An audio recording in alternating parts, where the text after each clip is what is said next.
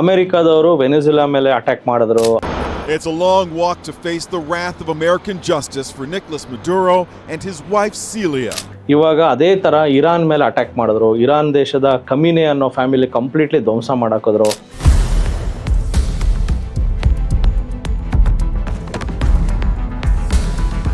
But ಇವಾಗ ಒಂದೊಂದೇ ದೇಶಗಳಲ್ಲಿ ಎಲ್ಲಿ ರಿಸೋರ್ಸಸ್ನ ಅವ್ರು ಕ್ಯಾಪ್ಚರ್ ಮಾಡೋಕ್ಕೆ ಟ್ರೈ ಮಾಡ್ತಾ ಇದ್ದಾರೆ. ಇದರ ಇಂಪ್ಯಾಕ್ಟು ನಮ್ಮ ಭಾರತದ ಸ್ಟಾಕ್ ಮಾರ್ಕೆಟ್ ಆಗಲಿ ಗ್ಲೋಬಲ್ ಸ್ಟಾಕ್ ಮಾರ್ಕೆಟ್ ಮೇಲೆ ಏನು ಇಂಪ್ಯಾಕ್ಟ್ ಆಗುತ್ತೆ? ಷೇರು ಮಾರುಕಟ್ಟೆ ಅಲುಗಾಡ್ತಾ ಇದೆ. ಒಂದೇ ದಿನ 12 ಲಕ್ಷ ಕೋಟಿ ನಷ್ಟವಾಗಿದೆ ಷೇರುದಾರರದ್ದು. ಇದು ಬರೀ ಟ್ರಂಪ್ ಅಂತಲ್ಲ ಸರ್, ಅಮೇರಿಕಾನವರ ಸ್ಟ್ರಾಟಜಿನೇ ಅದು. ಭಾಳ ಮೊದಲಿಂದ ನೀವು ಹಿಸ್ಟ್ರಿ ನೋಡ್ಕೊಂಡು ಬಂದ್ರು ಸುಮಾರು ಒಂದು 30 ವರ್ಷದಿಂದ ಇದು ಮಾಡ್ತಾನೆ ಇದ್ದಾರೆ. ಇರಾಕ್ ಮೇಲೆ ಆಯಿತು, ಅಫ್ಘಾನಿಸ್ತಾನ ಆಯಿತು, ವಿಯೆಟ್ನಾಂ ಆಯಿತು, ಎಲ್ಲ ಥರ ಮಾಡ್ತಾನೆ ಇದ್ದಾರೆ ಅವರು. ಅಮೇರಿಕಾನವ್ರು ಏನೇ ಮಾಡಲಿ ಅದು ಇಡೀ ಪ್ರಪಂಚಕ್ಕೆ ಎಫೆಕ್ಟ್ ಆಗುತ್ತೆ.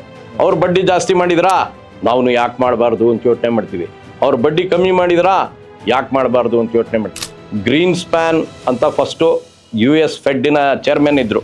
ಅದಾದಮೇಲೆ ಬೆನಾನ್ಕೆ ಅಂತ ಬಂದರು, ಆಮೇಲೆ ಪವೆಲ್ ಅಂತ ಬಂದರು. ಯಾರೇ ಬರಲಿ ಅವ್ರು ಏನು ಮಾಡ್ತಾರೆ ಇಡೀ ಪ್ರಪಂಚಕ್ಕೆ ಅದು ಅಫೆಕ್ಟ್ ಆಗುತ್ತೆ. ಅವರ ಮಾರ್ಕೆಟ್ ಕ್ಯಾಪಿಟಲೈಸೇಷನ್ ಹೆಂಗಿದೆ ಅಂದರೆ ಅವರ 2 company, apple company, ABC company, 2 ಕಂಪನಿಯ ಒಟ್ಟು ಬಂಡವಾಳ 5 ಟ್ರಿಲಿಯನ್ಗಿಂತ ಜಾಸ್ತಿ ಇದೆ. ನಮ್ಮ ಇಡೀ ಭಾರತದ 5,000 ಕಂಪನಿಗಳ ಟೋಟಲ್ ಕ್ಯಾಪಿಟಲ್ಲೂ 5 ಟ್ರಿಲಿಯನ್ ಇರೋದು. ನಾವು ಕಂಪೇರೇ ಮಾಡ್ಕೊಳಕ್ಕಾಗಲ್ಲ. ಅವರು ದೊಡ್ಡಣ್ಣನೇ. ಕಳೆದ 1 ವರ್ಷದಿಂದ ಸರ್ ನನ್ನ ಪೋರ್ಟ್ಫೋಲಿಯೋ ನೋಡ್ತಾ ಇದ್ದೀನಿ, ಅದು ರೆಡ್ಡಲ್ಲೇ ಇದೆ. ಸೊ ನನಗೆ ಏನು ಅನ್ನಿಸ್ತಾ ಇದೆ, ಮಾರ್ಕೆಟ್ ಬಿಟ್ಬಿಡ್ಲಾ ಅಂತ ಪ್ರಶ್ನೆಗಳು ನನಗೆ ತುಂಬ ಬರ್ತದೆ. ಸರ್ ನನ್ನ ಪೋರ್ಟ್ಫೋಲಿಯೋ ರೆಡ್ ಇದೆ, ರೆಡ್ ನೋಡಿ ನನಗೆ ಬೇಜಾರಾಗ್ತಾ ಇದೆ. ಸ್ಟಾಕ್ ಮಾರ್ಕೆಟೇ ಸರಿ ಇಲ್ವಾ, ನಾನೇ ಸರಿ ಇಲ್ವಾ ಅನ್ನೋ ಪ್ರಶ್ನೆಗಳಿಗೆ ನೀವೇನು ಉತ್ತರ ಕೊಡ್ತೀರಾ ಸರ್? ಪಿ ಲಂಕೇಶ್ ಒಂದು ಕವನ ಬರೆದಿದ್ದಾರೆ ಸರ್, ಕೆಂಪಾದವೋ ಎಲ್ಲ ಕೆಂಪಾದವು. ಎಂಥ ಒಳ್ಳೆ ಹಾಡದು. ಆ ಕೆಂಪಿನಲ್ಲೂ ಸಂತೋಷ ಇದೆ ಸರ್. ಯಾವಾಗ್ಲೂ ಲಾಭನೇ ಬರೋಕ್ಕಾಗಲ್ಲ, ನಷ್ಟನೂ ಆಗಬೇಕು. ಕಷ್ಟ ಇದ್ರೇನೆ ಸುಖದ ಬೆಲೆ. ನಮಸ್ತೆ ಕರ್ನಾಟಕ, ನಾನು ನಿಮ್ಮ Manoj Kumar, SEBI registered research analyst. ನನ್ನ ಸೆಬಿ ನೋಂದಣಿ ಸಂಖ್ಯೆ INH 00002068. ಇಲ್ಲಿ ನಾವು ಕೊಡುವ ಪ್ರತಿಯೊಂದು ಮಾಹಿತಿ ಸಹ ಪ್ರೆಸೆಂಟ್ ಡೇಟಾ ಮೇಲೆ ನಿಂತಿರುತ್ತೆ. ಈ ವಿಡಿಯೋ ಕೇವಲ ಒಂದು ಎಜುಕೇಶನಲ್ ಪರ್ಪಸ್ ಆಗಿರುತ್ತೆ. ಇದು ನಿಮ್ಮನ್ನ ಪ್ರಚೋದನೆಗೊಳಿಸುವ ಉದ್ದೇಶವಂತೂ ಆಗಿರುವುದಿಲ್ಲ.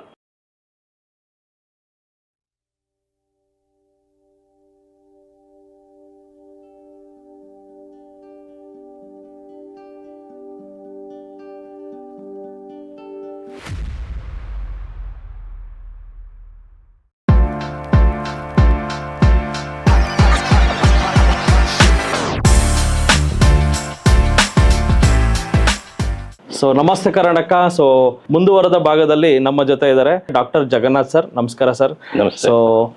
ಸೊ ಈ ಎಪಿಸೋಡ್ ಸರ್ ನಾವು ಈ ಗೋಲ್ಡ್ ಸಿಲ್ವರ್ ಬಗ್ಗೆ ತುಂಬ ಮಾತಾಡೋಣ. ಸೊ ತುಂಬ ವೀಕ್ಷಕರಿಗೆ ಗೋಲ್ಡ್ ತಗೋಬೇಕು, ಸಿಲ್ವರ್ ತಗೋಬೇಕಂತ ಆಸೆ ಇದೆ. ಸೊ ಎಲ್ಲಿ ತಗೋಬೇಕು, ಡಿಜಿಟಲ್ಲಾ ಫಿಸಿಕಲ್ಲಾ? ಸೊ ಫಿಸಿಕಲ್ ಗೋಲ್ಡ್ ಯೂಶಲಿ ನಾವು ನೋಡಿದ್ದೀವಿ, ಲೇಡೀಸು ಹೋಗ್ತಾರೆ ಬಂಗಾರದ ಅಂಗಡಿಗೆ ಹೋಗ್ತಾರೆ, ಅಲ್ಲಿ 1 ಲಕ್ಷ ರೂಪಾಯಿ ಕೊಟ್ಟು ಬಂಗಾರ ತಗೊಳ್ತಾರೆ. ಬಟ್ ಅದು ಅವ್ರಿಗೆ ಗೊತ್ತಿಲ್ಲ ಅವ್ರಿಗೆ ಸಿಗೋದೇ 80,000 ಅಂತ. ಇದ್ರ ಬಗ್ಗೆ ನಿಮ್ಮ ಅನಿಸಿಕೆ ಸರ್? ಫಿಸಿಕಲ್ ಬೆಸ್ಟಾ, ಡಿಜಿಟಲ್ ಬೆಸ್ಟಾ? ಸರ್, ಈಗ ಯಾವುದೇ ಒಂದು ವಸ್ತು ಆಗಲಿ, ವಸ್ತುವೇ ತಗೊಳ್ಳೋದು ಒಂದು, ವಸ್ತುವ ರೀತಿಯಲ್ಲಿ ತಗೊಳ್ಳೋದು ಒಂದು.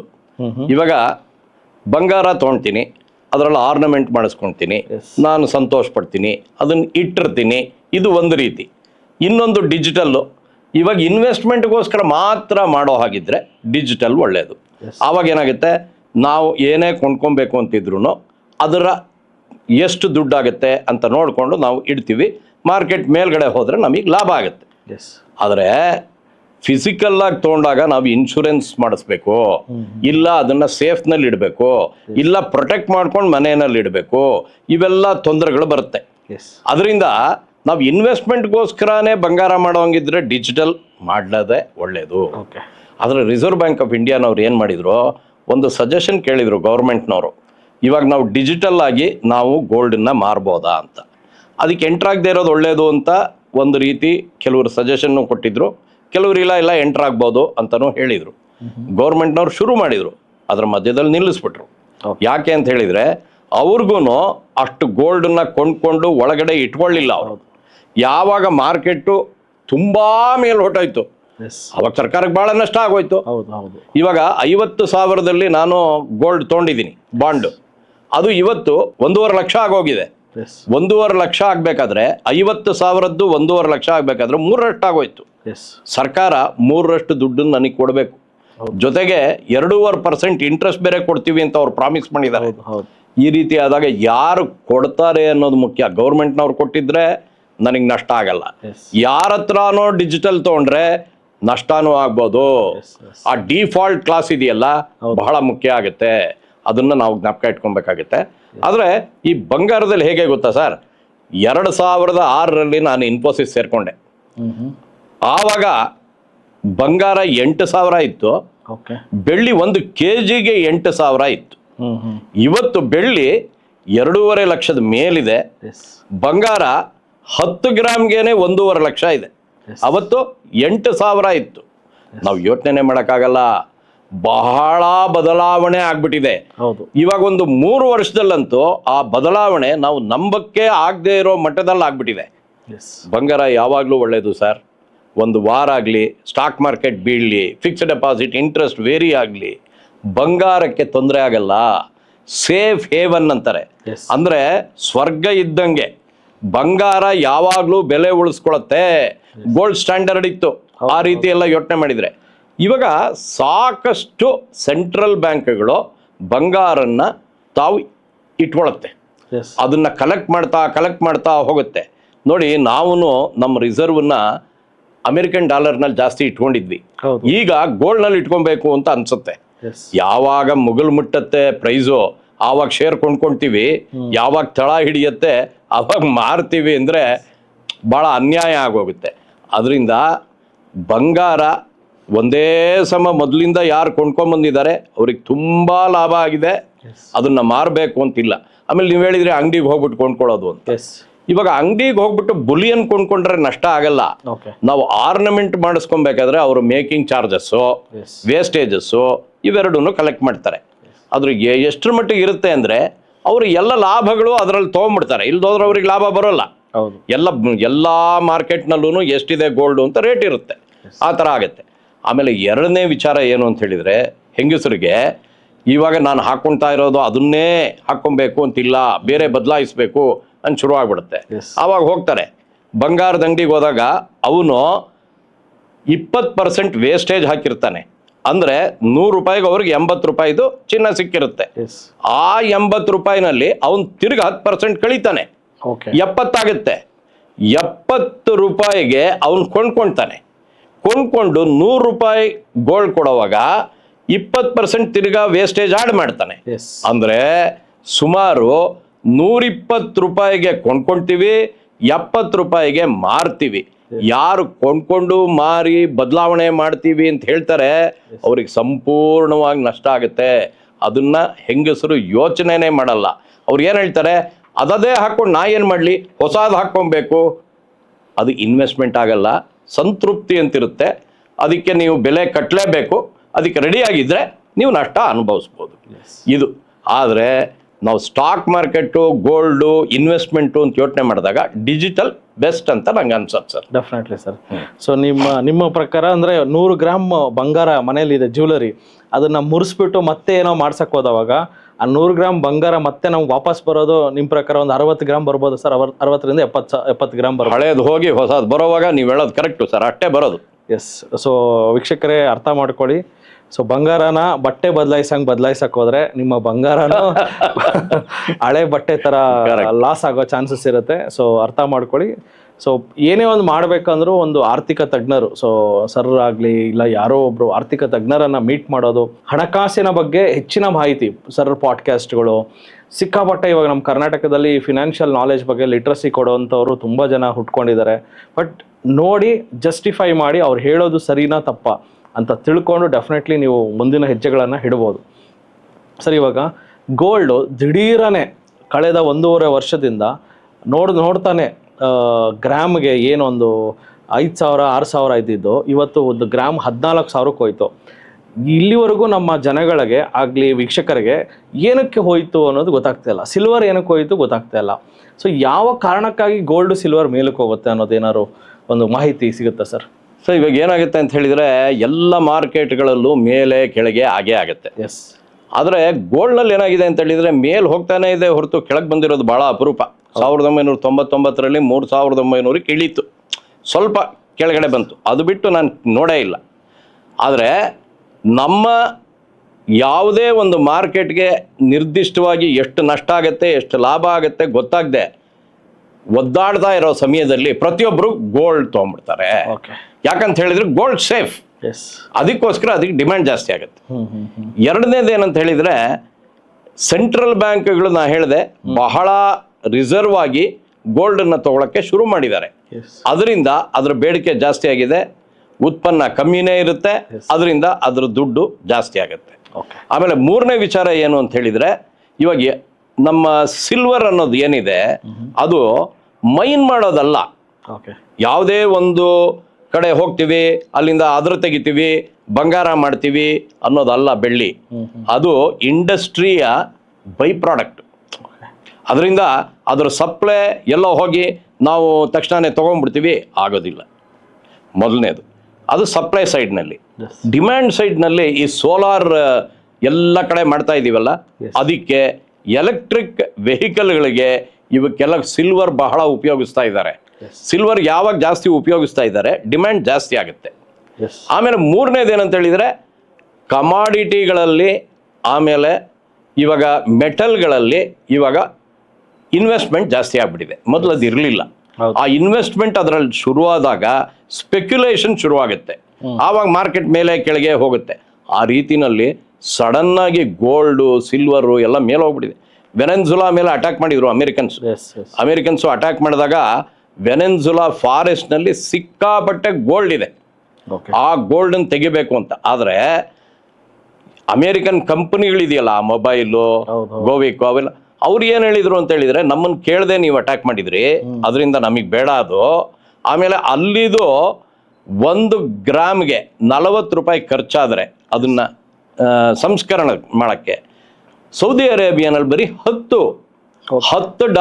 ಕನ್ವರ್ಟ್ ಆಗೋದು ವೆನೆನ್ಜುಲಾ ಗೋಲ್ಡ್ $40 ಬೇಕಾಗತ್ತೆ. ಅದರಿಂದ ಖರ್ಚು ಜಾಸ್ತಿ ಇದೆ, ನಮಗೆ ಬೇಡ ಅಂತ ಹೇಳ್ತಾರೆ. ಅದರಿಂದ ಗೋಲ್ಡ್ ಮೈನ್ಸ್ ಇದೆ ಅನ್ನೋದು ಅಷ್ಟೇ ಮುಖ್ಯ ಅಲ್ಲ, ಅದನ್ನು ಗೋಲ್ಡ್ ಆಗಿ ಕನ್ವರ್ಟ್ ಮಾಡೋಕ್ಕೆ ಏನೇನು ಪ್ರೋಸೆಸ್ ಇದೆ, ಎಷ್ಟು ಖರ್ಚಾಗತ್ತೆ ಅದು ಮುಖ್ಯ ಆಗುತ್ತೆ. ಅದರಿಂದ ವೆನೆನ್ಜುಲಾ ಮೇಲೆ ಅಟ್ಯಾಕ್ ಮಾಡಿ ಅಮೇರಿಕಾನವರು ಏನು ಸಾಧಿಸಿದ್ರು ಅಂದರೆ ಜಾಸ್ತಿ ಸಾಧನೆ ಆಗಲಿಲ್ಲ. Definitely sir. ಅದರಿಂದ ಬಂಗಾರ ಮತ್ತು ಇವಾಗ ನೋಡಿ ಸರ್, ಸ್ವಿಟ್ಜರ್ಲ್ಯಾಂಡು ಸೇಫ್ ಹೆವನ್ ಅಂತೀವಲ್ಲ, ಆ ದೇಶನ್ನೇ ಸೇಫ್ ಹೆವನ್ ಅಂತಾರೆ. ಅಲ್ಲಿ 2 ಬ್ಯಾಂಕ್ ಇದ್ದಿದ್ದು ನಾವು ಹೋದಾಗ, ಆ 2 ಬ್ಯಾಂಕಿನ ಟೋಟಲ್ ಡೆಪಾಸಿಟ್ಟು ನಮ್ಮ ಇಂಡಿಯನ್ ಡೆಪಾಸಿಟ್ ಅಷ್ಟಿತ್ತು. ಜೊತೆಗೆ ನಮ್ಮ ಕರ್ನಾಟಕದಷ್ಟಿದೆ ಸ್ವಿಟ್ಜರ್ಲ್ಯಾಂಡು. ನಮ್ಮ ದೇಶ ಎಷ್ಟು ದೊಡ್ಡದು, ಆ ಥರ ಅದು ಸೇಫ್ ಹೆವನ್. ಎಲ್ಲ ಕಡೆ ಬೆಟ್ಟ ಇದೆ, ಎಲ್ಲ ಕಡೆ ಹಿಮ ಇದೆ, ಯಾರು ಬಂದು ಅಟ್ಯಾಕ್ ಮಾಡೋಕ್ಕಾಗಲ್ಲ, ಯಾರು ಯುದ್ಧ ಮಾಡೋಕ್ಕಾಗಲ್ಲ ಅವ್ರ ಜೊತೆ, ಅಷ್ಟು ಸುಲಭ ಅಲ್ಲ. ಅದರಿಂದ ಅವ್ರು ಸುಖವಾಗಿದ್ದಾರೆ, ಅಲ್ಲಿ ಸೇಫ್ ಆಗಿರುತ್ತೆ. ಇಡೀ ಪ್ರಪಂಚದ ದುಡ್ಡು ತೊಗೊಂಡೋಗಿ ಅಲ್ಲಿ ಇಟ್ಕೊಂಡಿದ್ದಾರೆ ಆ ರೀತಿ.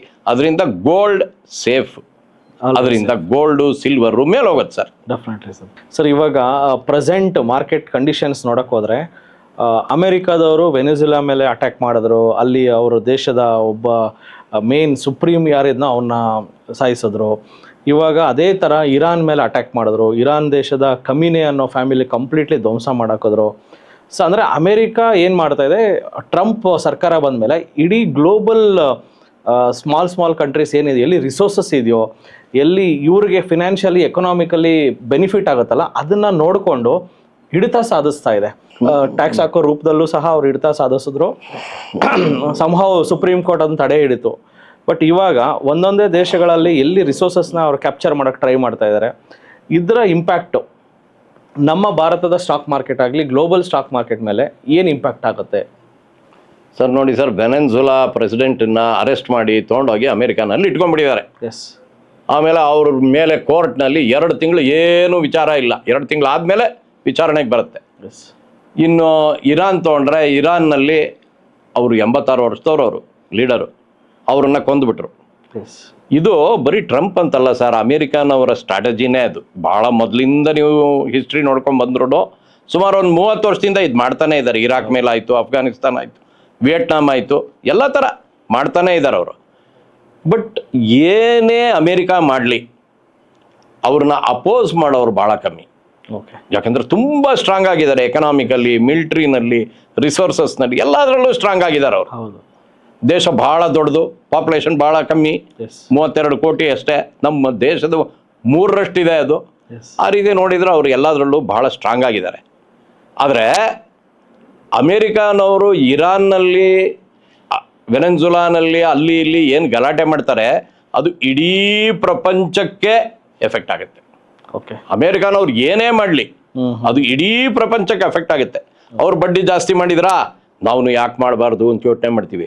ಅವ್ರು ಬಡ್ಡಿ ಕಮ್ಮಿ ಮಾಡಿದ್ರಾ ಯಾಕೆ ಮಾಡಬಾರ್ದು ಅಂತ ಯೋಚನೆ ಮಾಡ್ತೀವಿ. ಗ್ರೀನ್ ಸ್ಪ್ಯಾನ್ ಅಂತ ಫಸ್ಟು US ಫೆಡ್ಡಿನ ಚೇರ್ಮನ್ ಇದ್ರು, ಅದಾದಮೇಲೆ ಬೆನಾನ್ಕೆ ಅಂತ ಬಂದರು, ಆಮೇಲೆ ಪವೆಲ್ ಅಂತ ಬಂದರು.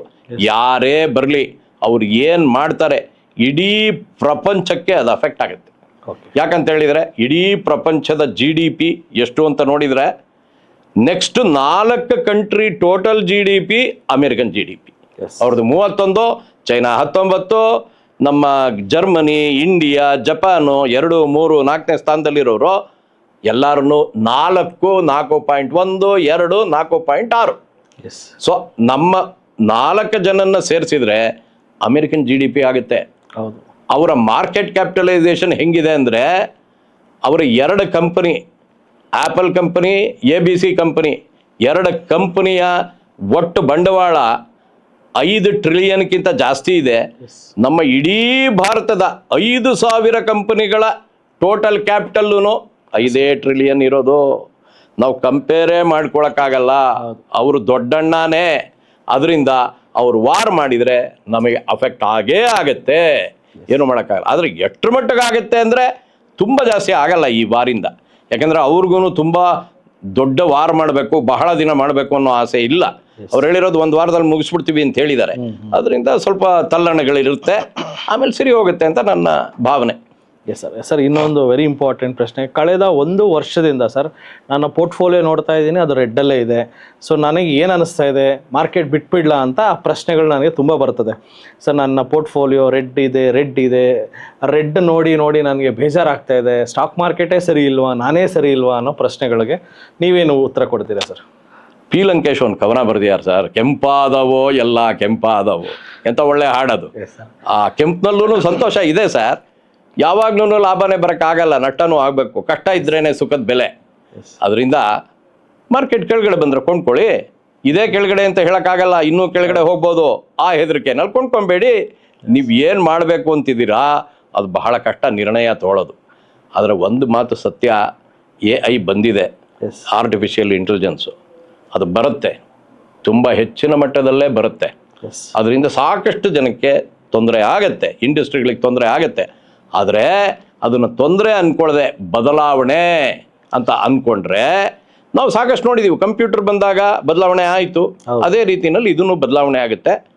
IT ಇಂಡಸ್ಟ್ರಿ ಇವಾಗ ಕೆಳಗಡೆ ಬಂದಿರ್ಬೋದು, ಅದು ಒಂದು ಮಟ್ಟದಲ್ಲಿ ಸ್ಟಾಟಿಕ್ ಆಗುತ್ತೆ, ಆಮೇಲೆ ತಿರ್ಗಾ ಮೇಲೆ ಬರುತ್ತೆ. ಯಾಕಂತ ಹೇಳಿದರೆ IT ಇಲ್ಲದೆ ಆಗೋದೇ ಇಲ್ಲ. ಹೌದು, IT ಇಲ್ಲದೆ ಆಗೋದೇ ಇಲ್ಲ. ನಾವು ಇಂಡಿಯಾನವ್ರು ಸಪ್ಲೈ ಮಾಡೋದು ಬರೀ 5% ಅಮೇರಿಕನ್ ರಿಕ್ವೈರ್ಮೆಂಟು. ನಮ್ಮನ್ನೇ ಸಿಲಿಕಾನ್ ಸಿಟಿ ಅಂತ ಹೇಳ್ತಾರೆ. ಅದರಿಂದ IT ಖಂಡಿತ ಇರುತ್ತೆ, ಮುಂದುವರಿಯುತ್ತೆ. ಸ್ವಲ್ಪ ದಿನ ತಲ್ಲಣಗಳು ಇರುತ್ತೆ, ತಿರ್ಗಾ ವಾಪಸ್ ಬರುತ್ತೆ. AI ಬರಬೇಕು ಸರ್, ಏನು ತೊಂದರೆ ಇಲ್ಲ, ಬಟ್ ಮುಂದುವರಿಯುತ್ತೆ. ಆದರೆ ಜನಸಂಖ್ಯೆ ಎಲ್ಲೆಲ್ಲಿ ಕಮ್ಮಿ ಇದೆ ಅವ್ರಿಗೆ ಅಡ್ವಾಂಟೇಜ್ ಆಗುತ್ತೆ. ಓಕೆ. ನಾವು ಜನಸಂಖ್ಯೆ ಜಾಸ್ತಿ ಮಾಡಿಕೊಂಡ್ರೆ ನಮ್ಮಲ್ಲಿ ಯೂತ್ಸ್ ಇದ್ದಾರೆ, ಅವ್ರಿಗೆಲ್ಲ ಒಳ್ಳೊಳ್ಳೆ ಕೆಲಸ ಮಾಡೋವಂಥ ಆಪರ್ಚುನಿಟಿ ಇದೆ ಅಂತ ಹೇಳೋದ್ರಕ್ಕಿಂತ ಎಷ್ಟು ಜನಕ್ಕೆ ನಾವು ಕೆಲಸ ಕೊಡ್ಬೋದು, ಎಷ್ಟು ಜನ ನಿಜವಾಗ್ಲೂ ಕೆಲಸ ಮಾಡಿ ಸಂಪಾದನೆ ಮಾಡ್ಬೋದು ಅಂತ ಯೋಚನೆ ಮಾಡಿದಾಗ ಪಾಪ್ಯುಲೇಷನ್ನು ಕಂಟ್ರೋಲು ಬೇರೆ ಕಂಟ್ರಿಗಳೆಲ್ಲ ಮಾಡಿಬಿಟ್ಟಿದ್ದಾರೆ. ನಮ್ಮಲ್ಲೂ ಅವಶ್ಯಕತೆ ಇದೆ ಸರ್. ಸೊ ಡೆಫಿನೆಟ್ಲಿ ಯಾವ ಕಂಟ್ರಿಯಲ್ಲಿ ತುಂಬ ಕಡಿಮೆ ಜನಸಂಖ್ಯೆ ಇದೆಯೋ ಅಲ್ಲಿ ಒಂದು ಚಮತ್ಕಾರ ಮಾಡುತ್ತೆ. ಆ ದೇಶಗಳನ್ನ ಎಕಾನಮಿ ಎತ್ತೋದಕ್ಕೆ ಟ್ರೈ ಅಂತೂ ಡೆಫಿನೆಟ್ಲಿ ಆ ದೇಶದ ಎಕಾನಮಿ ಬೂಸ್ಟಪ್ ಆಗೋದಕ್ಕೆ ಹೆಲ್ಪ್ ಆಗುತ್ತೆ. ಯಾವ ಕಂಟ್ರಿಗೆ ಹೈ ಪಾಪ್ಯುಲೇಷನ್ ಇರುತ್ತೆ ಅಲ್ಲಿ ಹೊಡೆತ ಬೀಳುತ್ತೆ ಅಂತ. ಯಾಕಂದರೆ ನಾವು ಹೆಚ್ಚಿನ ಉದ್ಯೋಗ ಏನಾದ್ರೂ ಕ್ರಿಯೇಟ್ ಮಾಡೋ ಹಾಗಿದ್ರೆ AI ಉದ್ಯೋಗ ಕ್ರಿಯೇಟ್ ಮಾಡದೇ ಇರೋ ರೀತಿಯಲ್ಲಿ ಯೋಚನೆ ಮಾಡುತ್ತೆ. ಅದರಿಂದ ಉದ್ಯೋಗ ಜಾಸ್ತಿ ಬೇಕು ಅನ್ನೋದಕ್ಕಿಂತ ನಮ್ಮಲ್ಲಿ ಎಷ್ಟು ಜನ ಇದ್ದೀವಿ ಅಷ್ಟು ಜನಕ್ಕೆ ಉದ್ಯೋಗ ಇದೆ ಅನ್ನೋ ಸಂತೋಷ ಇದ್ದರೆ ಅಂಥ ದೇಶಗಳಿಗೆ ಅಡ್ವಾಂಟೇಜ್ ಆಗುತ್ತೆ. ಡೆಫಿನೆಟ್ಲಿ. ನೋಡಿ ಸರ್, ನಾನು ಎಷ್ಟು ದೇಶ ನೋಡಿದೆ. ಸರ್ ಯಾವುದೇ ದೇಶದಲ್ಲಿ ಫೈನಾನ್ಸ್ ಬಗ್ಗೆ ತಿಳುವಳಿಕೆ ಕೊಡಬೇಕು, ನಮ್ಮ ಜನ ಅದರಲ್ಲಿ ಲಾಭ ಮಾಡ್ಕೊಬೇಕು, ಈ ರೀತಿ ಯಾರು ಯೋಚನೆ ಮಾಡಲ್ಲ ಸರ್. Definitely sir. ನಾನು ನೋಡಿದೆ ಸುಮಾರು ಜನ ಇಲ್ಲಿ ಗೌರಿ ಶಕ್ಕಿ ಹತ್ರ ಹೋಗಿದ್ದೆ, ವಿಶ್ವವಾಣಿ ಹತ್ರ ಹೋಗಿದ್ದೆ, ನಿಮ್ಮ ಹತ್ರ ಬಂದೆ, ಜನ ಟಿ ವಿ ಹತ್ರ ಹೋಗಿದ್ದೆ. ಅವರೆಲ್ಲರೂ ಜನಕ್ಕೆ ತಿಳಿಸಿ ಸರ್, ಸರಳವಾಗಿ ತಿಳಿಸಿ ಅಂತ ಹೇಳ್ತಾರೆ. ಅದ್ರ ಜೊತೆಗೆ ನಿಮ್ಮ ಇನ್ಸ್ಟಿಟ್ಯೂಟ್ ಅಂತೂ ಸರಳವಾಗಿ ಹೆಂಗಸರಿಗೆ, ಕಮ್ಮಿ ಇನ್ಕಮ್ ಇರೋರಿಗೆ, ಸ್ಟೂಡೆಂಟ್ಸ್ಗೆ ಅಂಥವ್ರನ್ನೆಲ್ಲ ಕಲೆ ಹಾಕಿ ಶನಿವಾರ ಭಾನುವಾರ ಫ್ರೀಯಾಗಿ ಬೇರೆ ಎಜುಕೇಷನ್ ಕೊಟ್ಟು ಅಲ್ಲಿ ಇಲ್ಲಿ ನೀವು ಪ್ರೋಗ್ರಾಮ್ಗಳನ್ನು ಮಾಡಿ ದೊಡ್ಡ ದೊಡ್ಡವ್ರನ್ನ ಕರೆಸಿ ಮಾತುಗಳನ್ನು ಆಡಿಸ್ತೀರಾ. ನಿಜವಾಗ್ಲೂ ಭಾಳ ಶ್ಲಾಘನೀಯ ಇದು. ಇದು ಎಲ್ಲ ಕಡೆ ನಾನು ನೋಡಲಿಲ್ಲ. ಯಾಕಂತ ಹೇಳಿದ್ರೆ ಎಲ್ಲ ಕಡೆ ಬರೀ ಬಿಸ್ನೆಸ್ ಮೈಂಡ್ ಜಾಸ್ತಿ ಇರುತ್ತೆ. ನೀವು ಈ ಕೆಲಸ ಏನು ಮಾಡ್ತಿದ್ದೀರಾ ಅದು ನಿಜವಾಗ್ಲೂ ಕರ್ನಾಟಕಕ್ಕೆ ಒಂದು ಹೆಮ್ಮೆ. ಕರ್ನಾಟಕಕ್ಕೆ ಮುಂದೆ ಸುಮಾರು ಜನ ಒಳ್ಳೆ ನುರಿತವರು, ಅರ್ಥ ಮಾಡ್ಕೊಂಡವರು, ಸ್ವಾವಲಂಬನೆಯಿಂದ ಸ್ಟಾಕ್ ಮಾರ್ಕೆಟ್ನಲ್ಲಿ ಇರೋ ಅಂಥವ್ರನ್ನ ನೀವು ಕ್ರಿಯೇಟ್ ಮಾಡ್ತಿದ್ದೀರಾ ಅಂತ ನನಗೆ ಖುಷಿ ಆಗುತ್ತೆ. Thank you sir, thank you. So ಇದರಲ್ಲಿ ತುಂಬ ಕೆರಿಯರ್ ಆಪರ್ಚುನಿಟೀಸ್ ಇದೆ ವೀಕ್ಷಕರೇ. ಸೊ ಸ್ಟಾಕ್ ಮಾರ್ಕೆಟ್ ಅಂದರೆ ನಾವು ಕಡೆಗಣಿಸ್ತೀವಿ. ನಮ್ಮ ಮಕ್ಕಳನ್ನ ಏನೋ ಇಂಜಿನಿಯರ್ ಮಾಡಬೇಕು, ಡಾಕ್ಟ್ರ್ ಮಾಡಬೇಕಂತಲೇ ಯೋಚನೆ ಮಾಡ್ತೀವಿ. ನಮ್ಮ ಮಕ್ಕಳನ್ನ ಒಂದು ಬಿಸ್ನೆಸ್ ಮ್ಯಾನ್ ಮಾಡಬೇಕು, ಅದು ಶೇರ್ ಟ್ರೇಡಿಂಗಲ್ಲಿ ಬಿಸ್ನೆಸ್ ಮಾಡ್ಬೋದು ಅನ್ನೋ ಒಂದು ನಾಲೆಜು ಇಲ್ಲ. ಜೊತೆಗೆ ಈ ಫೀಲ್ಡಲ್ಲಿ ತುಂಬ ಅವಕಾಶಗಳಿದೆ. ಎಕ್ಸಾಂಪಲ್ NISM ಎಕ್ಸಾಮ್ಗಳನ್ನು ಬರೆದ್ರೆ ಇದರಲ್ಲಿ ಉದ್ಯೋಗ ಅವಕಾಶನೂ ಸಹ ಇದೆ. ಜೊತೆಗೆ ಇದರಲ್ಲಿ CFA ಚಾರ್ಟರ್ಡ್ ಫಿನಾನ್ಷಿಯಲ್ ಅನಲಿಸ್ಟ್ ಈ ಒಂದು ಡಿಗ್ರಿ ಮುಗಿಸ್ಕೊಂಡ್ರೆ ಇಟ್ಸ್ US ಡಿಗ್ರಿ. ಸೊ ನಮಗೆ ಗ್ಲೋಬಲ್ ಲೆವೆಲಲ್ಲಿ ಕೆಲಸ ಸಿಗುತ್ತೆ ಫಂಡ್ ಮ್ಯಾನೇಜ್ ಮಾಡೋದಕ್ಕೆ. ಸೊ ತುಂಬ ಆಪರ್ಚುನಿಟೀಸ್ ಇದೆ, ಬಳಸ್ಕೊಳ್ಳಿ. So first of all thank you very much sir. ಈ ಒಂದು ನಮ್ಮ ಪಾಡ್ಕಾಸ್ಟಿಗೆ ಬಂದು ತುಂಬ ನಾಲೆಜ್ನ ಕೊಟ್ಟಿದ್ದೀರಾ. ನಮ್ಮ ಕನ್ನಡಿಗರಿಗೆ ಇದೇ ಥರ ಒಂದು ಫಿನಾನ್ಷಿಯಲ್ ಲಿಟ್ರಸಿ ಸಿಗಲಿ ಅಂತ ಹೇಳ್ತಾ, ನಿಮ್ಮಿಂದ ಆಗಲಿ ಇನ್ನೂ ತುಂಬ ಗಣ್ಯರಿದ್ದಾರೆ ನಮ್ಮ ರಾಜ್ಯದಲ್ಲಿ. ಸೊ ಅವರಿಂದ ಸಹ ಒಂದು ಜ್ಞಾನಾರ್ಜನೆ ನಡೀತಾನೆ ಇರಲಿ ಅಂತ ಹೇಳ್ತಾ ಈ ಕಾರ್ಯಕ್ರಮನ ಮುಗಿಸ್ತಾ ಇದ್ದೀನಿ. Thank you sir. Okay, thank you.